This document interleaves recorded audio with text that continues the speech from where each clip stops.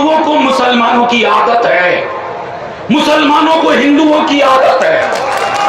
यतीम खाने पे बने एक घर को, यतीम खाने की जमीन पे बने एक घर को अपने दोस्त को कानूनी पेच से बचाना चाहते हो। और तख्त का अहंकार, घमंड घुस गया, वो तख्त से ताबूत में कब तब्दील हो जाए पता नहीं चलता।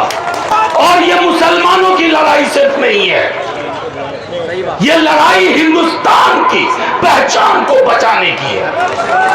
का तो बनाने में कोई योगदान नहीं, बन गए मुल्क में हिसाब लेने आ रहे हो। इस खानदान का बेटा आवारा निकल जाए वो पुरखों की जमीन बेचता है। तूफान के वक्त में एक ही रास्ता है, हाथ पकड़ो हाथ मिलाओ। हम हारे, फौरन कोर्ट में पहुंचे। अब कोर्ट के खिलाफ तुम आंदोलन चला रहे हो, यानी तुम क्या चाहते हो? लड़ाई सबकी है क्योंकि हिंदुस्तान सबका है। इंकलाब जिंदाबाद, इंकलाब जिंदाबाद। मेरे प्यारे दोस्तों, मंच में हो या सामने हमारे हो, ये बहुत आसान लफ्जों में समझ लीजिए, ये जुल्म और इंसाफ के बीच की लड़ाई। इसमें किसी का झंडा नहीं देखना। सियासी एक ऐसी लड़ाई है जिसमें जुल्म के इंसाफ पसंद सामने आना होगा। और ये मुसलमानों की लड़ाई सिर्फ नहीं है, ये लड़ाई हिंदुस्तान की पहचान को बचाने की है। मैं सीधी सी बात आपसे कहता हूं, मैंने सदन में कहा था मैं लंबी तकरीर में नहीं जाऊंगा। हमारे साथियों ने एक एक चीज पर अभी कोर्ट में भी जिरा होगी। एक बात साफ तौर पे कहता हूं, किशनगंज में हूं, पूर्णिया, कटिहार, अररिया के भी साथी हैं। इस देश का एक मिजाज रहा है, हम हिंदुओं को मुसलमानों की आदत है, मुसलमानों को हिंदुओं की आदत है।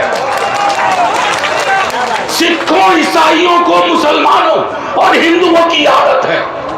मैं कल कहीं गया था और मैंने कहा कि कोई दिन ऐसा हो आप सुबह निकले एक हिंदू ना दिखे और कोई हिंदू घर से बाहर निकले और एक मुसलमान ना दिखे, आपका दिल बैठ जाएगा, आपको परेशानी होने लगेगी। साहब, ये मुल्क बीजेपी संघ वालों ने नहीं बनाया है, इसको आपने बनाया है। इसको आप अपने हिंदू भाई, सिख भाई, क्रिश्चियन भाई के साथ मिलकर बनाया। अरे जिनका तो बनाने में कोई योगदान नहीं, बन गए मुल्क में हिसाब लेने आ रहे हो। और एक बात बहुत आसान लफ्जों में कहूं, हिंदुस्तान एक करार का भी नाम है, कॉन्ट्रैक्ट। वो करार हिंदुस्तानों के मुसलमानों ने खास तौर पर गांधी, नेहरू और मौलाना आजाद के साथ किया था। उस करार को मत तोड़ो। वो करार क्या है? वो करार है हमारी साझी पहचान। तुम इतने सालों बाद, 78 सालों बाद तकसीम जब हुआ, इस देश के मुसलमानों ने इस मिट्टी को नहीं छोड़ा। मैं बार बार कहता हूं, सदन में भी कहा, इस मिट्टी पे मुसलमानों, हिंदुओं, सिखों, ईसाइयों का कर्ज है। और इस मिट्टी का कर्ज है हिंदुओं, मुसलमानों, सिखों, ईसाइयों पर। हमारे अपने कर्ज है हमारी मिट्टी के साथ। तुम सूदखोर बनिए की तरह मत आओ। हम नहीं जानते हैं क्या कि लिमिटेशन एक्ट के माध्यम से आप अपने एक अजीज दोस्त का फायदा पहुंचाने जा रहे हैं। यतीम खाने पे बने एक घर को, यतीम खाने की जमीन पे बने एक घर को अपने दोस्त को कानूनी पेच से बचाना चाहते हो। मैं सिर्फ इतना आप लोगों से फिर के एक बार कहूंगा, इस देश का ये लड़ाई, हमारे कई साथी कह चुके हैं, ये लड़ाई एक दिन की नहीं है। ये हो सकता है हमारी ताकत देख करके, हमारा जोश देख करके ये कानून विड्रॉ कर लें, लेकिन अपना नजरिया विड्रॉ नहीं कर पाएंगे कि इनके नजरिए में नफरत है, इनके नजरिए में नफरत है। ये नफरत की सियासत करते हैं, लेकिन नफरत की सियासत के खरीदार अब कम होते जा रहे हैं। 35% आपको वोट मिलता है, 65% नहीं मिलता है। और वो 35 है, उसका एक बड़ा हिस्सा आने को तैयार है। क्या हम नहीं जानते हैं? आपके पास बेरोजगारी पर कोई जवाब नहीं था, भुखमरी पे कोई जवाब नहीं है, आपके पास आय की असमानता का कोई जवाब नहीं है। अमीर इतना अमीर क्यों होता जा रहा है और गरीब दिन ब दिन गरीब क्यों होता जा रहा है, इसका जवाब नहीं है। तो जवाब कहां ढूंढा जाए? एक ऐसा कानून लाओ जिसमें उलझा दो। मैं यकीन के साथ कहता हूं, इनकी कोशिश थी कि ये हिंदू मुसलमान हो जाएगा, तारीफ की जाए इस मुल्क की मिट्टी की, इसने इसे हिंदू मुसलमान नहीं होने दिया और कभी नहीं होने देंगे, कभी नहीं होने देंगे। हमारे कई साथियों ने कहा, सदन में जो वोट है, दोनों सदनों में मुसलमानों के साथ हिंदू, सिख, ईसाई कांधे से कांधा मिला करके, क्योंकि हम हकीकत जानते हैं। हकीकत यह है कि एक सरकार जो हर मोर्चे पे फेल कर रही है, वो सरकार, जैसे अपने यहां एक कहावत है, मैं सहरसा का हूं तो पास का हूं, तो कहते हैं कि जिस खानदान का बेटा आवारा निकल जाए वो पुरखों की जमीन बेचता है, शराब पीता है, पुरखों की जमीन बेचता है, इनके पास करने को कुछ नहीं है। तो जो हमारे पुरखों की जायदाद है, तुम उसको बेचने का पेच लेके आ रहे थे और इसको लोगों ने समझ लिया। दूसरी चीज जो हम सबको ध्यान में रखनी है, कई साथियों ने कहा कानूनी लड़ाई है, अभी 3-4 मसलों पे ही हमें रिलीफ मिला, सिर्फ 3-4 मुद्दों पे, लेकिन इसमें 40 सेक्शन, सब सेक्शन, क्लॉज ऐसे हैं जिस पर क्लैरिटी की आवश्यकता है। सरकार के पास पार्लियामेंट के अंदर कोई जवाब नहीं था। हमारे एक मुजाहिद साहब ने बहुत तफसील से कहा, इतना जवाब नहीं था कि मैंने एक हंसते हुए एक बात कही थी, आपके सामने भी रख रहा हूं। हम सब ने ईदगाह कहानी प्रेमचंद की पढ़ी, उसमें हामिद चिमटा खरीदता है अपनी दादी अमीना के लिए, जिनकी उंगलियां जल जाती थी रोटी सेकने में, चूल्हे का जमाना था। तो मैंने बीजेपी के सदस्यों से पूछा कि भाई आप में से कोई मुझे बता दो कि हामिद ने चिमटा किस दुकानदार से खरीदा। हामिद ने चिमटा हरखुद्दीन से खरीदा या हरिंदर से खरीदा तो नहीं मालूम।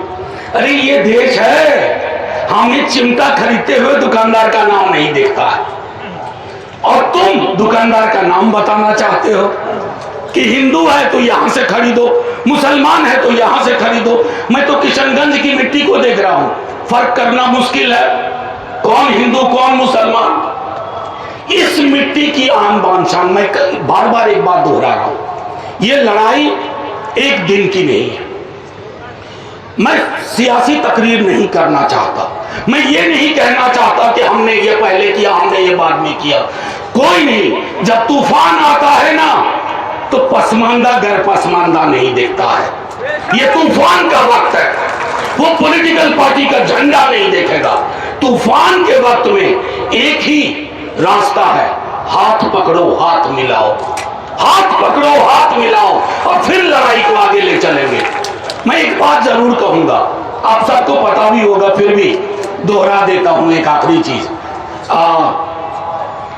ज्यादा वक्त न लेते हुए कहूंगा कि जिस दिन ये बिल लोकसभा में था, उसी रात लालू जी हॉस्पिटल में एडमिट हो। मैं आपको बता नहीं सकता, जो व्यक्ति बहुत कमजोर थे उस वक्त, हर मिनट ये देख रहे थे कि कौन बोल रहा है, सरकार क्या कह रही है। और वही हाल नेता प्रतिपक्ष तेजस्वी जी का था। हम हार गए, उतना वोट, हमारी 85 की स्ट्रेंथ थी राज्यसभा में, हमें 98 वोट आए, 98, 98 जो राज्यसभा के हिसाब से बहुत बड़ा नंबर है, वो नंबर हिंदुस्तानियों को बचाने का नंबर है, वो हिंदुस्तानियत को बचाने का नंबर है। उस नंबर में हाथ मिले हुए हैं सबके, उसको तुम बीच में तोड़ने की कोशिश मत करो। हम हारे, फौरन कोर्ट में पहुंचे, अब कोर्ट के खिलाफ तुम आंदोलन चला रहे हो, यानी तुम क्या चाहते हो? जो तुम चाहो वो हो, ये कतई नहीं होगा। मैंने कहा था कि एक करार था इस देश के मुसलमानों का, गांधी, नेहरू, आजाद के मुल्क से, और हमें एक दूसरे को देखने की आदत, वो आदतें जो कोई बदलवाने की कोशिश करेगा, क्योंकि तख्त को ताबूत होते हुए देर नहीं लगती। यह ध्यान रहे, जिसके जहन में तख्त और तख्त का अहंकार, घमंड घुस गया, वो तख्त से ताबूत में कब तब्दील हो जाए पता नहीं चलता। ये हम कहना चाहते हैं। साहब, आपने ताकत नहीं देखी है। कई दोस्तों ने कहा सीए एनआरसी लाए, हमने विरोध किया, तुमने उसको अभी ठंडे बस्ते में रखा हुआ है। असल में आपने ये सोचा था कि मुसलमानों को टारगेट करो तो बाकी की 80-85% आबादी परमानेंट जेब में आ जाएगी। भाई, झगड़े हमारे देश में पहले भी हुआ करते थे, मैं इससे नहीं कहूंगा, झगड़े होते थे, लेकिन सुलह हमारा डिफॉल्ट टेम्पलेट था। बैठ के बात करके सुलह करने की हमारी आदत थी। हमारी आदतें बदलने की कोशिश मत करो। हम साथ बैठेंगे, सुलह में रहेंगे, अमन में रहेंगे, जस्टिस के लिए लड़ेंगे। मैंने कहा शुरुआत में, इंसाफ और जुल्म की लड़ाई है, इसमें कोई एक झंडा नहीं है। मुझे बेहद खुशी है कि वक्फ प्रोटेक्शन एक्ट का मूवमेंट के तहत ये पूरा का पूरा, हम में से अलग अलग पॉलिटिकल पार्टी से लोग आए हैं। मुजाहिद साहब ने अपनी जिंदगी के 15 बरस जिस पॉलिटिकल पार्टी को दिए, कल ठोकर मार दी, इधर आ गए।